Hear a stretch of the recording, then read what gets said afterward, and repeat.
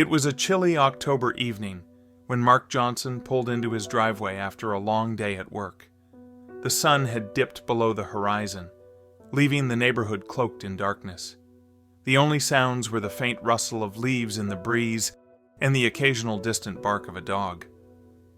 Mark lived in a quiet suburban neighborhood, the kind of place where nothing unusual ever happened. That night, however, would change everything.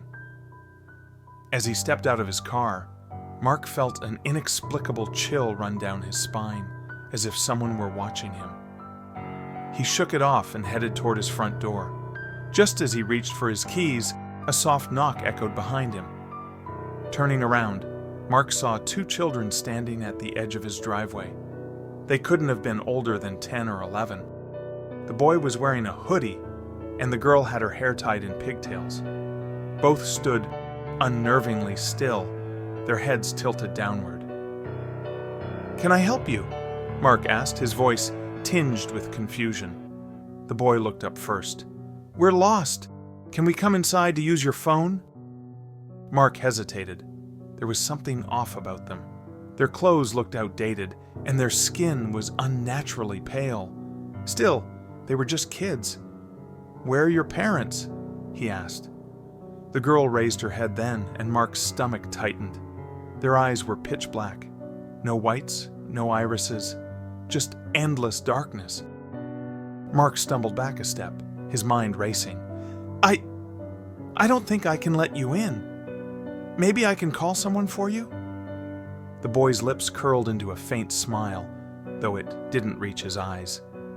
"We can't come in unless you invite us." Mark's heart pounded.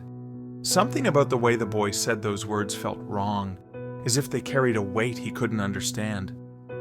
The girl spoke then, her voice soft but eerie. "We just want to come in, please." Mark shook his head, stepping closer to his front door. "Number, you need to leave." The children didn't move. They stood there staring at him with their soulless eyes. The air around them felt heavier, colder, as though the very atmosphere was bending under their presence. Mark fumbled with his keys, his hands shaking. Just as he managed to unlock the door, he heard the boy's voice again, firmer this time. "You'll regret this." Mark slammed the door shut and locked it, his chest heaving. He peered through the peephole, but the children were gone. He flipped off the porch light, hoping they'd take the hint and leave. Mark couldn't sleep that night. Every creak of the house, every gust of wind outside sent his nerves into overdrive. He stayed up on the couch, staring at the front door, half expecting the children to knock again. At 3 a.m., he heard a faint tapping at the window. Mark froze, his breath caught in his throat. Slowly, he turned his head toward the sound. There, pressed against the glass, were the faces of the children. "Let us in," the girl whispered, her voice muffled by the pain. Mark bolted upstairs, locking himself in his bedroom. He grabbed his phone and called the police, but when they arrived, the children were gone. The officers chalked it up to a prank, but Mark knew better. Those weren't ordinary kids. They were something else, something evil. In the weeks that followed, Mark couldn't shake the encounter. He heard stories online about others who had met the black-eyed children. Some had let them in, and those people were never the same again. To this day, Mark doesn't know what they wanted or what would have happened if he had let them inside. But one thing is certain.